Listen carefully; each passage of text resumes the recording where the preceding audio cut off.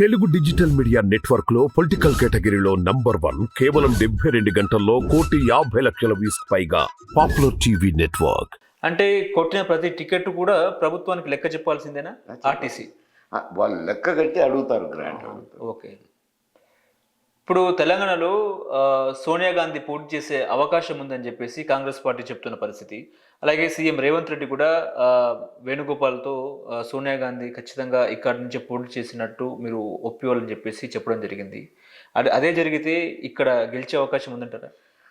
అంటే ఆమె పోటీ పెడితే గెలుస్తుందిలేండి. ఏదో సేఫ్ సీటే తీసి ఇస్తారు. ఖమ్మం నుంచైనా ఎక్కడి నుంచైనా ఖమ్మము, మెదకు, నల్లగొండో ఎక్కడో ఒక సేఫ్ సీట్ కేటాయిస్తారు. అయితే ఆమె ఇక్కడి నుంచి కంటెస్ట్ చేయాలన్నా, ఎన్నికల్లో కంటెస్ట్ చేయాలన్నా అనేది ఆమె నిర్ణయం కదా. ఆమె ఎన్నికల్లో కంటెస్ట్ చేస్తుందో, రాహుల్ గాంధీని ఒక్కరిని నిలబెడుతుందో, ప్రియాంక గాంధీని నిలబెడుతుందో అది వాళ్ళ కుటుంబ సమస్య. అది ఎంత దూరం నేను చెప్పలేను కదా. ఆమెను ఆహ్వానించినారు, అది గౌరవప్రదంగా సోనియా గాంధీ వస్తే మేము గెలిపిస్తామని గౌరవప్రదంగా ఆహ్వానించినారు.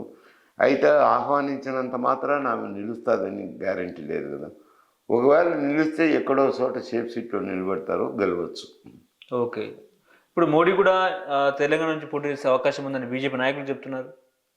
మోడీ మరి ఏమో తెలియదు ఆ సమస్య కూడా, ఎందుకంటే అతని నిర్ణయము. ఇంతకుముందు వేరే చోట్ల కూడా కంటెస్ట్ చేసినాడు కదా, అది ఈసారి ఖచ్చితంగా మోడీ హైట్రిక్ కొట్టే అవకాశం ఉందంటారా దేశంలో? ఎందుకంటే ఇప్పుడు పార్లమెంట్ మనం చూసుకుంటే పార్లమెంట్లో ప్రతిపక్ష ఎంపీలను సస్పెండ్ చేసిన పరిస్థితి.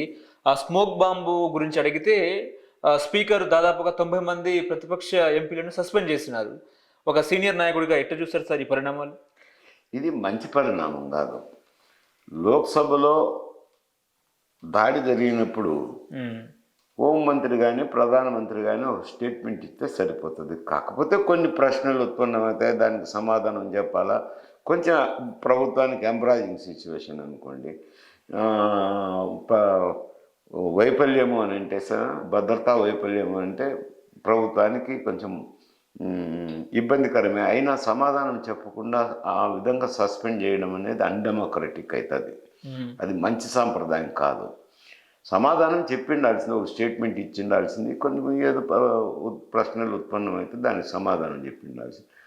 అంత మాత్రాన సమాధానం చెప్పకుండా అందరినీ సస్పెండ్ చేయడం అనేది అది నిరంకుశత్వ పాలనను సూచించుతుంది. మంచి పద్ధతి కాదు, మంచి సాంప్రదాయం కాదు.